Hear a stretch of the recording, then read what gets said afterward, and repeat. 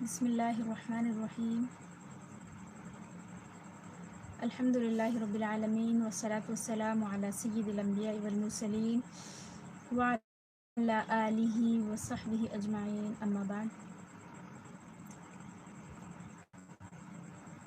محترم سامعین اور ناظرین اور عزیز ساتھیوں، پیاری بہنوں، السلام علیکم ورحمۃ اللہ وبرکاتہ۔ آج ہم کل کے درس کو آگے بڑھاتے ہوئے کلمہ شہادت کے بارے میں پڑھیں گے۔ کل ہم نے کلمہ شہادت اشہد ان لا الہ الا اللہ اشہد ان محمد الرسول اللہ کے بارے میں پڑھا تھا کہ اسلام کے 5 ارکان ہیں، اور پہلا رکن اس بات کی گواہی دینا ہے کہ اللہ تعالیٰ کے سوا کوئی معبود نہیں ہے اور محمد صلی اللہ علیہ وسلم اللہ کے بندے اور رسول ہیں۔ تو ہم نے کل اللہ تعالیٰ کے الہ ہونے کے بارے میں پڑھا تھا اور اللہ تعالیٰ کی وحدانیت کے بارے میں پڑھا تھا۔ اللہ تعالیٰ تنہا معبود ہے، اس کے ساتھ کوئی شریک نہیں ہے۔ اور کلمے کا دوسرا حصہ جو تھا وہ اشہد ان محمد الرسول اللہ تھا، اور احادیث شریفہ میں اس طرح بھی آیا ہے اشہد ان محمد عبدہ ورسولہ، میں اس بات کی گواہی دیتا ہوں کہ محمد صلی اللہ علیہ وسلم اللہ کے بندے اور اس کے رسول ہیں۔ تو اب ہم کلمہ طیبہ کے دوسرے حصے کو پڑھنے جا رہے ہیں، اور اس کی اہمیت اور فضیلت یہ ہے کہ جب تک کوئی شخص اسلام میں داخل نہیں ہو سکتا، اگر کوئی داخل اسلام ہونا چاہ رہا ہے اور اگر وہ صرف اشہد ان لا الہ الا اللہ کہے اور دوسرا حصہ نہ کہے، اشہد ان محمد رسول اللہ نہ کہے، تو وہ مسلمان نہیں ہو سکتا۔ یعنی ارکان اسلام میں سے پہلے رکن کا بہت ہی اہم حصہ ہے یہ۔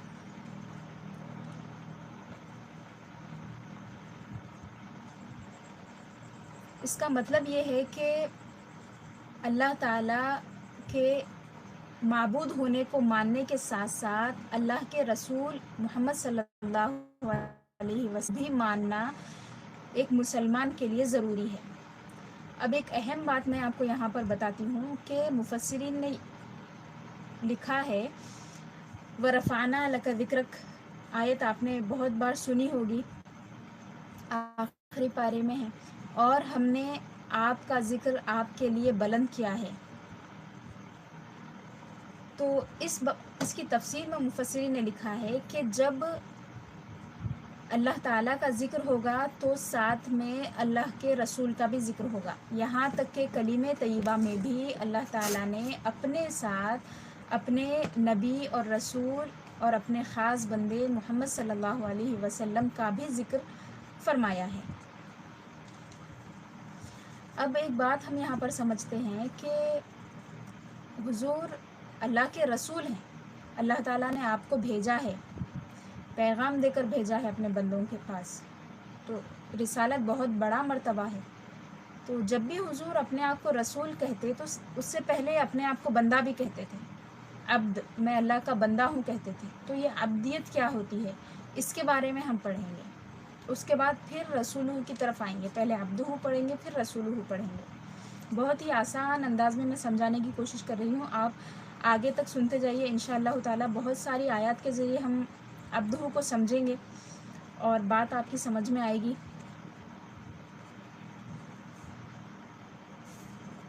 تو دیکھیے، آپ کے عبد جو ہے نا وہ بندے کو کہتے ہیں یا غلام کو کہتے ہیں۔ ہم بھی بندے ہیں، آپ بھی بندے ہیں، ہم سب بندے ہیں، فرشتے بھی بندے ہیں، جن بھی بندے ہیں، جو اللہ تعالیٰ کی نافرمانی کرنے والے کفار و مشرکین ہیں وہ بھی بندے ہیں۔ پھر اللہ تعالیٰ نے انبیاء کو خاص طور پہ اپنا بندہ کیوں کہا، یہ بھی بات سمجھنے کی ہے۔ انبیاء کرام علیہم السلام کو اللہ نے بطور خاص نبی کہہ کر، بطور خاص عبد کہہ کر یاد کیا ہے، نبی بھی کہا، رسول بھی کہا، عبد بھی کہا۔ اب ہم اس کی بھی تھوڑی آیات پڑھتے ہیں تو ہمیں یہ بات سمجھ میں آتی ہے کہ بندہ ہونا جس طرح عام ایک لفظ ہے، اس کا ایک خاص معنی بھی ہے۔ اللہ تعالیٰ کے پاس بندہ ہونا ایک خاص قسم کا معنی رکھتا ہے۔ اللہ تعالیٰ اپنے خصوصی بندوں کو میرا بندہ کہہ کر یاد فرماتے ہیں۔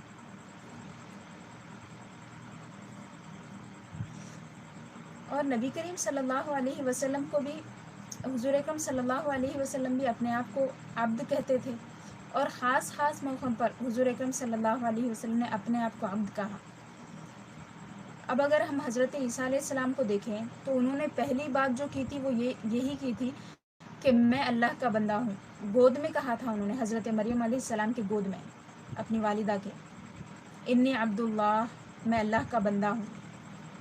سب سے پہلے انہوں نے یہ کہا میں اللہ کا بندہ ہوں، اس کے بعد بھی انہوں نے ابھی تک خدا کا بیٹا انہیں سمجھ رکھا ہے، نعوذ باللہ، اللہ کا بیٹا ہے کہتے ہیں۔ تو اس قسم کی کوئی پریشانی نہ ہو۔ حضور اکثر فرماتے تھے میں اللہ کا بندہ ہوں۔ خود اللہ تعالیٰ بھی وضاحت فرماتے تھے، آپ فرمائیے کہ میں اللہ کا بندہ ہوں، میری جانب وحی کی جاتی ہے۔ یعنی حضور کے اتنے زیادہ معجزات، فضائل اور کمالات کو دیکھتے ہوئے یہ بات بہت ہی اس بات کا قوی اندیشہ تھا کہ جس طرح حضرت عیسیٰ علیہ السلام کے ماننے والوں نے ان کو اللہ کا نبی اور رسول ماننے سے بڑھ کر خود خدا مان لیا، تو خدا نخواستہ ایسا بھی حضور کے ساتھ ہونے کا اندیشہ تھا، تو حضور نے صاف منع فرما دیا۔ بعض صحابہ سجدہ کرنے گئے تو حضور فرما دیے کہ حرام ہے سجدہ کرنا، صرف اللہ کو سجدہ کرنا ہے۔ پھر فرمائے کہ میں اللہ کا بندہ ہوں، اللہ کا بندہ ہوں فرماتے تھے حضور۔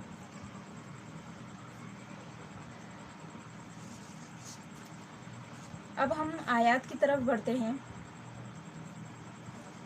دیکھیے آپ، پہلے عبدیت عام جو ہے اس کے بارے میں ہم ایک آیت پڑھتے ہیں سورہ مریم کی۔ اس میں اللہ تعالیٰ فرماتے ہیں ان کل من فی السماوات والارض الا آتی الرحمن عبدا۔ زمینوں، پہلے فرمایا آسمانوں اور زمین میں جو بھی ہے، یعنی جن، انسان اور فرشتے، سب الا آتی الرحمن عبدا، وہ رحمان کے پاس جھک کر آئے گا، بندہ ہو کر، ذلیل و خوار ہو کر، یعنی اپنی کمتری کے ساتھ اللہ کی بارگاہ میں قیامت کے دن حاضر ہوگا۔ اللہ آتی الرحمن عبدا فرمایا۔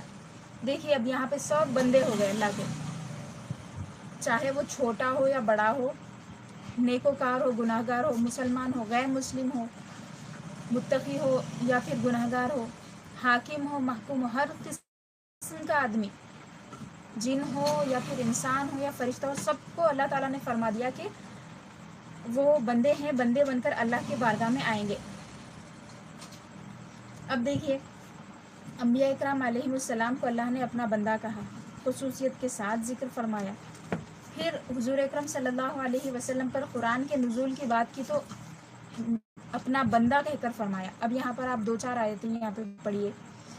سورہ کہف کی آیت دیکھیے، الحمدللہ الذی، پہلی آیت ہے، انزل علی عبدہ الکتاب ولم یجعل لہ عوجا، اور تمام تعریفیں اللہ تعالیٰ کے لیے ہیں، تمام تعریفیں اللہ کے لیے ہے جس نے نازل فرمایا ہے اپنے بندے پر، علی عبدہ، اپنے بندے پر۔ دیکھیے عبد کے ذریعے اللہ تعالیٰ یاد فرما رہے اپنے بندے پر کتاب کو، یعنی قرآن کو، ولم یجعل لہ عوجا، اور اسے ٹیڑھا نہیں بنایا ہے۔ اس کے بعد اس کی دوسری آیت میں فرمایا یہ قیمہ ہے، سیدھی کتاب ہے، اس میں کسی قسم کی کجی نہیں ہے۔ تو اب یہاں پہ آپ نے دیکھا کہ اتنی اہمیت کے ساتھ اللہ تعالیٰ نے حضور کے بندے ہونے کو ذکر فرمایا۔ پھر آپ دیکھیے دوسری آیت میں، سورہ فرقان میں، دیکھیے پہلی آیت ہے سورہ فرقان کی، تبارک الذی نزل الفرقان علی عبدہ، وہ ذات پاک ہے، برکت والی ہے، جس نے فرقان کو نازل کیا ہے اپنے بندے پر۔ رسول تو بہت ساری جگہ آیا ہے، ہم بعد میں آئیں گے اس پر، رسول اللہ فرمایا، رسول ہی فرمایا، ارسلہ فرمایا، ہم نے بھیجا، مختلف کلمات کے ذریعے حضور کے رسول ہونے کا اور نبی ہونے کا ذکر فرمایا۔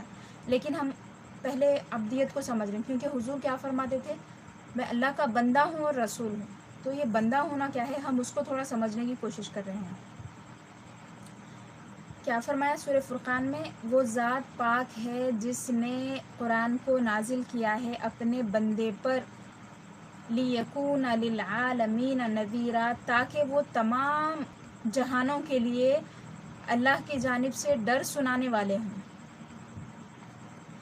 پھر آپ دیکھیے سورہ حدید میں هو الذی ينزل علی عبدہ آیات بینات، وہی ذات ہے جو اپنے بندے پر، علی عبدہ پھر اپنا بندہ خصوصیت کے ساتھ فرما رہے ہیں، اپنا بندہ اپنا بندہ، هو الذی ينزل علی عبدہ، وہی ذات ہے جو اپنے بندے پر آیات کو، روشن آیات کو، کھلی آیات کو نازل فرماتا ہے، لیخرجکم، اب ہم سے خطاب ہے حضور کی امت سے، تاکہ تمہیں نکال دے من الظلمات، اندھیریوں سے، ایک اندھیری نہیں بہت ساری اندھیریوں سے، من الظلمات الی النور، ایک روشنی کی طرف، روشنی کیا ہے؟ اسلام ہے، اللہ کا قرب ہے، من الظلمات الی النور، اس کے بعد وَإِنَّ اللَّهَ بِكُمْ لَرَؤُوفٌ الرَّحِيمٌ، بے شک اللہ تعالیٰ تم پر بہت ہی مہربان ہے، رحم فرمانے والا ہے بہت زیادہ۔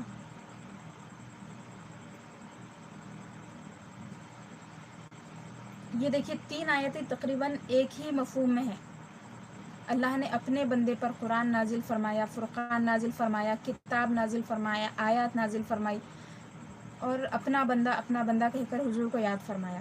اب دیکھیے وحی کا ذکر جو ہے معراج شریف کے وقت جب کیا فرمایا، فَأَوْحَى إِلَىٰ عَبْدِهِ مَا أَوْحَىٰ، اتنا خاص مقام ہے، اللہ تعالیٰ آسمانوں پہ بلائے، اپنا قرب نصیب فرمائے، دیدار کرائے اپنا، وہاں پہ فرمایا اپنا بندہ،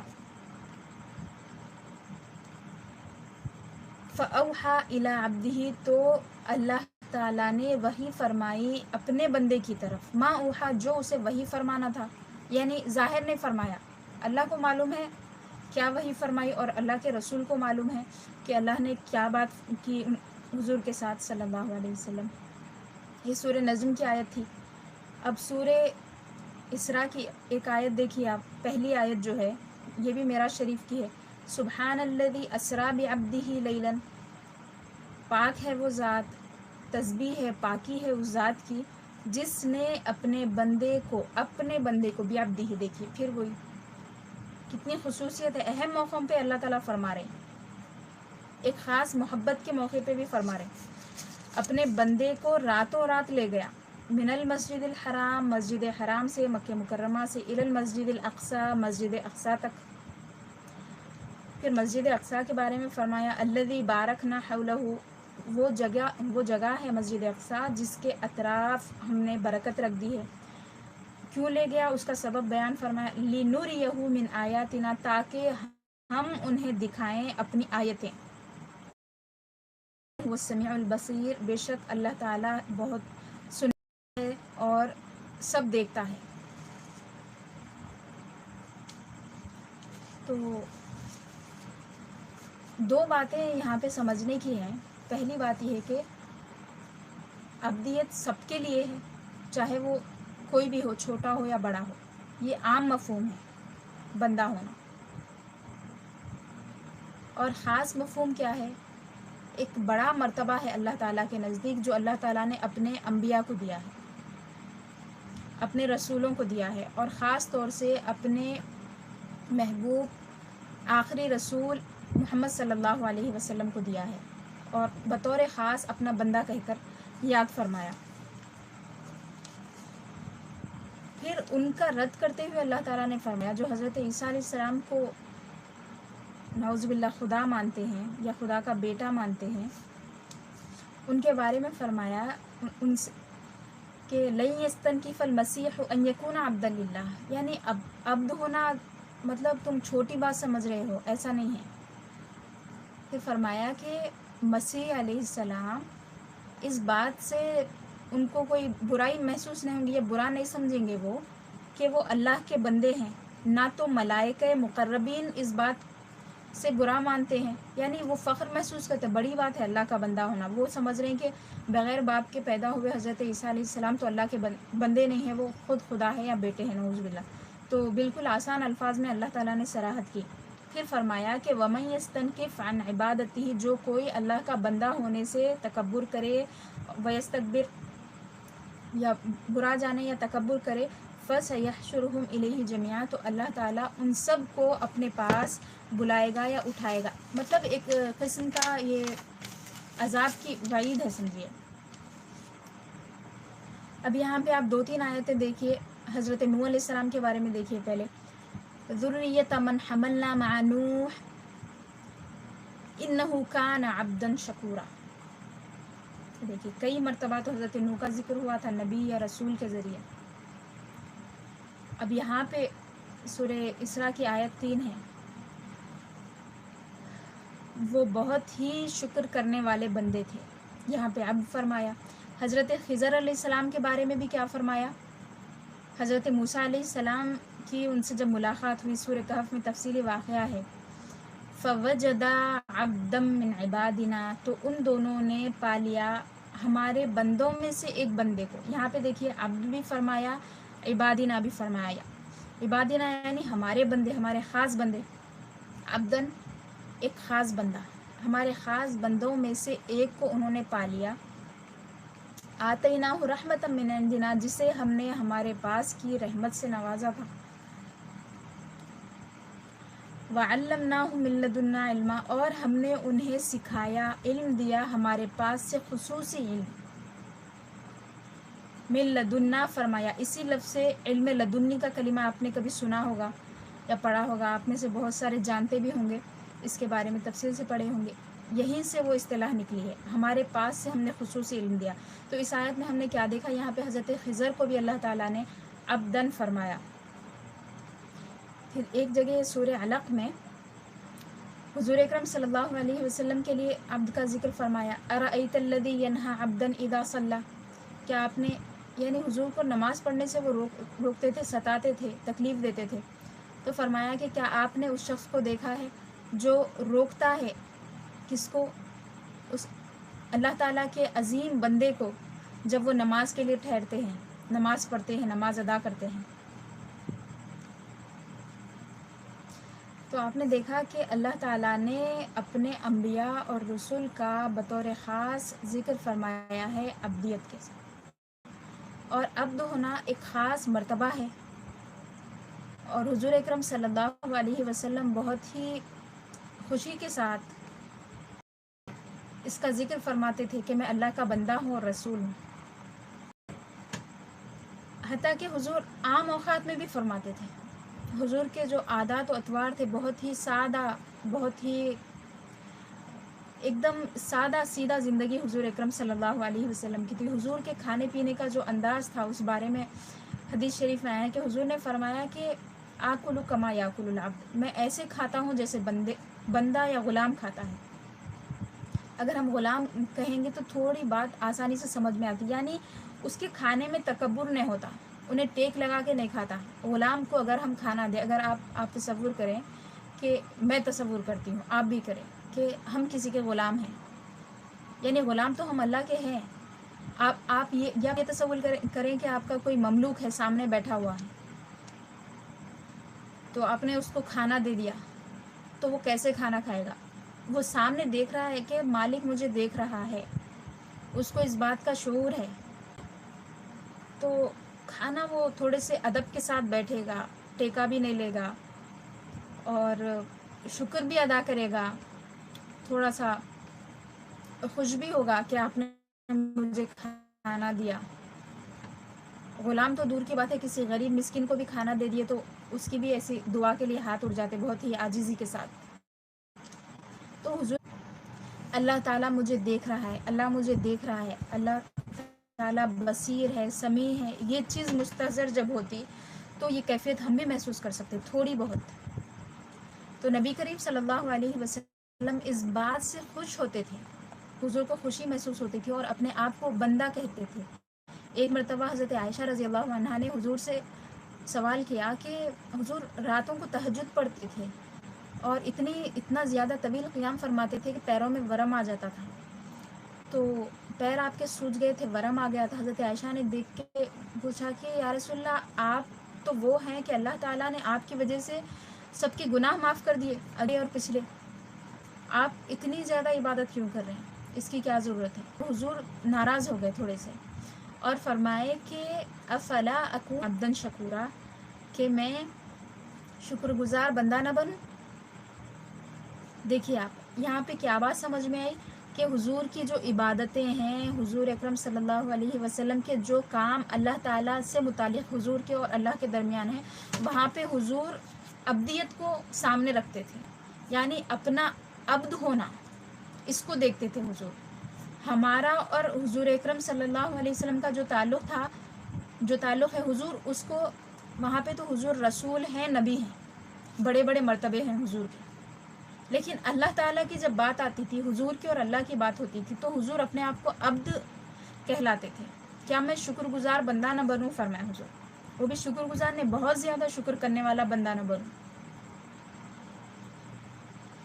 تو آپ کو کچھ تھوڑی بہت میری بات سمجھ میں آئی ہوگی، میں نے تھوڑی بہت کوشش کی کہ اس کو سمجھا سکوں۔ آپ بھی غور کریے، جب قرآن مجید کی آیات پڑھیں تو اللہ تعالیٰ نے کیسے ذکر کیا ہے حضور کا، کئی مرتبہ رسول، نبی، مختلف ناموں ذکر کیا، پھر اب بھی فرمایا، کئی جگہ تو اس لیے فرمایا کہ لوگ غلطی میں نہ پڑ جائیں، جیسے حضرت عیسیٰ علیہ السلام کے ساتھ کیا۔ خود حضور بھی صراحت فرماتے تھے کہ میں اللہ کا بندہ ہوں، صرف سجدہ اللہ کو کرنا ہے، دوسروں کو نہیں کرنا ہے۔ اور یہاں تک فرما دیا کہ میرے ساتھ ایسے مت کرو جیسے حضرت عیسیٰ علیہ السلام کے ماننے والوں نے ان کے ساتھ کیا ہے۔ مطلب یہ ہے کہ انہوں نے حد سے زیادہ مرتبہ بڑھا دیا اور خدا مان لیے حضرت عیسیٰ علیہ السلام۔ تو نصارہ نے جیسے حضرت عیسیٰ علیہ السلام کے ساتھ کیا، ویسے تم میرے ساتھ مت کرو، مطلب خدا مت کہو، نبی مانو، رسول مانو۔ اور حضور کیا کریں گے؟ اپنے آپ کو جب اللہ تعالیٰ کا ذکر کرتے ہیں، اللہ کے ساتھ اپنے تعلق کو بیان کرتے ہیں، تو کیا فرماتے؟ میں بندہ ہوں اللہ کا۔ اور دو حدیثیں ہم نے یہاں پہ پڑھی، ایک تو عبادات کے معاملے میں، عبادات کے ذکر میں، دوسرا معاملات میں۔ عبادات میں کیا تھا؟ حضور نے فرمایا کہ میں شکر گزار بندہ نہ بنوں، کیا سوال کیا۔ اور معاملات میں، ذاتی اپنے کاموں کے بارے میں، حضور نے فرمایا کہ میں ایسے کھانا کھانا پسند کرتا ہوں جیسے بندہ کھاتا ہے، یعنی سادہ سیدھا اور سادے سیدھے انداز سے۔ اور حضور اکرم صلی اللہ علیہ وسلم نے اپنی والدہ کا بھی ذکر فرمایا کہ وہ فقر و فاقے کی وجہ سے گوشت کو سکھا کر محفوظ کر لیتی تھی۔ اب تو کسی دوسرے سبب سے بھی ہوتا ہوگا، لیکن حضور نے جو ذکر فرمایا کہ میری والدہ، اس طرح ذکر کیسے کیا حضور نے؟ صاف فرمایا لا آکل متکیا، میں ٹیک لگا کر کھانا نہیں کھاتا۔ غور فرمائیے اس پہ۔ اللہ تعالی ہمیں اس عبدیت اور بندگی سے کچھ حصہ نصیب فرمائے، اور ہم نے آج جو پڑھا ہے اس کو قبول فرمائے، اور ہمارے دلوں کو اپنی اطاعت اور اپنے دین پر ثابت رکھے، اور اپنی اور اپنے رسول اور نبی اور محبوب صلی اللہ علیہ وسلم کی محبت پر ثابت قدم رکھے۔ اسی پر ہم ہمارا درس ختم کرتے ہیں۔ انشاءاللہ اگلا درس رسالت کے بارے میں ہوگا، اور ایک آیت ہم پڑھ لیتے ہیں رسالت والی، سورہ فتح کی آیت ہے آخری، محمد الرسول اللہ، یہاں سے تفصیلی آیت ہے، محمد صلی اللہ علیہ وسلم اللہ کے رسول ہیں۔ کلمہ طیبہ کا آخری حصہ جو ہے یہ اس آیت میں موجود ہے۔ انشاءاللہ تعالی کل ہم رسالت کے بارے میں پڑھیں گے۔ اور آپ سے ایک بار پھر درخواست ہے، پہلے درس میں نے کہا تھا کہ آپ میں سے جو طالب علم ہیں یا جو پڑھنا چاہ رہے ہیں، وہ کاپی اور پین کو لے کر بیٹھیں، اور جو نئی بات یا اچھی بات آپ کو لگے اس کو نوٹ کریے، کیونکہ جو ہم لکھ لیتے ہیں، جو محفوظ کر لیتے ہیں، وہی چیز ہمارے پاس رہتی ہے۔ آپ کئی سال کے بعد بھی اگر وہ دیکھیں تو آپ کو یاد آ جاتا ہے کہ ہم نے کیا سنا تھا اور کیا پڑھا تھا، کیا سیکھا تھا۔ دوسری اہم بات، درس کو آپ سن کر آگے پہنچائیے، کیونکہ حضور نے فرمایا کہ جو پہنچانے والا ہوتا ہے، جس کے پاس بات پہنچتی ہے، جو سننے والا ہوتا ہے، ہو سکتا ہے کہ وہ پہنچانے والے سے زیادہ بات کو سمجھنے والا ہو، اس کی قدر کرنے والا ہو، اس پہ عمل کرنے والا ہو، پھر ہماری ذمہ داری بھی ادا ہو جاتی۔ تو آپ سے درخواست ہے کہ آپ اس کو آگے بھیجیں، شیئر کریں اس کو. اور جو لوگ ابھی تک پورے دروس پہلے دن سے لے کر ابھی تک سن رہے ہیں، آپ کا شکریہ. آگے بھی اس کو سنتے رہیے، اصول قائم رہے اور بات پوری طریقے سے آپ تک پہنچے. اگر کوئی بات پوچھنے کی ہے تو آپ کمنٹ کر کے پوچھ سکتے ہیں. لائیو چیٹ میں جو اب یہاں پہ آپ کمنٹ کر رہے ہیں وہ وہاں پر کمنٹس میں دکھائی نہیں دیتا، آپ الگ سے کمنٹ کر سکتے ہیں. آپ سب کا شکریہ، اور سب کے لیے دعا کریے. امت محمد صلی اللہ علیہ وسلم کے لیے دعا کریے، اپنے ملک کے لیے، اپنے شہر کے لیے. حضرت ابراہیم علیہ السلام کی سنت ہے رب اجعل ھذا البلد آمنا. دو آیتیں ہیں الگ الگ الفاظ کے ساتھ. اے میرے رب میرے شہر کو امن والا بنا دے، میرے ملک کو امن والا بنا دے. آمین.